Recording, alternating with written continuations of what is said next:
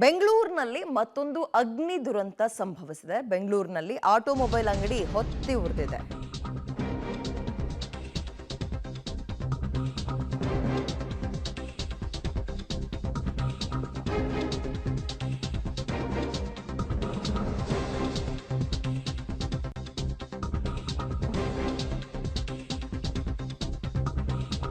JC ರಸ್ತೆಯಲ್ಲಿರೋ automobile ಅಂಗಡಿಯಲ್ಲಿ ಈ ಅವಘಡ ಸಂಭವಿಸಿದ್ದು. ಟೈರ್, ಆಯಿಲ್ ಬಾಟಲ್ಗಳಿದ್ದ ಹಿನ್ನೆಲೆ ಎಲ್ಲವೂ ಕೂಡ ಬೆಂಕಿಗೆ ಸಪೋರ್ಟ್ ಮಾಡುವಂತಹ ವಸ್ತುಗಳೇ ಆಗಿದ್ರಿಂದ ಬೆಂಕಿ ಡಬಲ್ ಕಿಚ್ಚಿನಲ್ಲಿ ಒಂದು ಪ್ರಜ್ವಲಿಸ್ತಾ ಇದೆ. ಗಮನಿಸ್ತಾ ಇದ್ದೀರಿ, ಯಾವುದೇ ಪ್ರಾಣಹಾನಿ ಸದ್ಯಕ್ಕೆ ಸಂಭವಿಸಿಲ್ಲ. ದೇವರ ದಯೆ ಅದೇ. ಆಟೋಮೊಬೈಲ್ ಅಂಗಡಿ ಧಗಧಗ ಅಂತ ಹೊತ್ತಿ ಉರಿದಿರೋ ಘಟನೆ ಇದು. ಬೆಂಗಳೂರಿನ ಜೆಸಿ ರಸ್ತೆಯಲ್ಲಾಗಿದೆ. ಆ ಅಂಗಡಿಯಲ್ಲಿ ಈ ಟೈರ್ಗಳು, ಆಯಿಲ್ ಬಾಟಲ್ಗಳೆಲ್ಲವೂ ಇದ್ವು. ಕಾರಣ ಏನಪ್ಪ ಈ ಬೆಂಕಿ ಅವಘಡಕ್ಕೆ ಅಂದರೆ ಸದ್ಯಕ್ಕೆ ಮೇಲ್ನೋಟಕ್ಕೆ ಶಾರ್ಟ್ ಸರ್ಕ್ಯೂಟ್ ಅಂತ ಇದ್ದಾರೆ. ಅದರಿಂದ ಈ ರೀತಿಯಾಗಿ ಈ ಘಟನೆ ಸಂಭವಿಸಿರ್ಬೋದು ಅನ್ನೋ ಮಾಹಿತಿ ಸಿಗ್ತಾ ಇದ್ದು.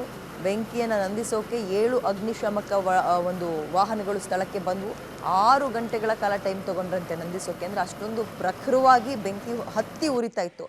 ಬೇರೆ ಅಂಗಡಿಗಳಾದರೆ ಒಂದು ರೀತಿ, ಬಟ್ ಇಲ್ಲಿ ಎಲ್ಲವೂ ಕೂಡ ಬೆಂಕಿ ಮತ್ತಷ್ಟು ಹೆಚ್ಚಾಗೋಕ್ಕೆ ಸಪೋರ್ಟ್ ಮಾಡುವಂತಹ ಕೆಮಿಕಲ್ಗಳೇ ಇದ್ದಿದ್ದರಿಂದ ಈಗಷ್ಟೇ ಬೆಂಕಿ ಹತ್ತುತ್ತಾ ಇರುತ್ತೆ. ಅದಕ್ಕೊಂದು ಪೆಟ್ರೋಲೋ, ಡೀಸೆಲ್ಲೋ, ಸೀಮೆ ಎಣ್ಣೆನೋ ಹಾಕಿದರೆ ಇನ್ನಷ್ಟು ಜೋರಾಗುತ್ತಲ್ಲ, ಆ ರೀತಿಯಾಗಿ ಆಗಿದೆ ಅಷ್ಟೇ. ಟೈರ್ಗೆಲ್ಲ ಬೆಂಕಿ ಹತ್ಕೊಂಡ್ರೆ ಕೇಳಬೇಕಾ? ಇದೀಗ ಸುಮಾರು 6 ಗಂಟೆ ತೊಗೊಂಡ್ರಂತೆ ಅದನ್ನು ನಂದಿಸೋಕೆ. ಬೆಂಗಳೂರಿನಲ್ಲಿ ಬಿರು ಬಿಸಿಲಿನಲ್ಲಿ ಇತ್ತೀಚೆಗೆ ಹೆಚ್ಚಿನ ಬೆಂಕಿ ಅವಘಡಗಳನ್ನು ನೋಡ್ತಾ ಇದ್ದೀವಪ್ಪ ನಾವಂತೂ.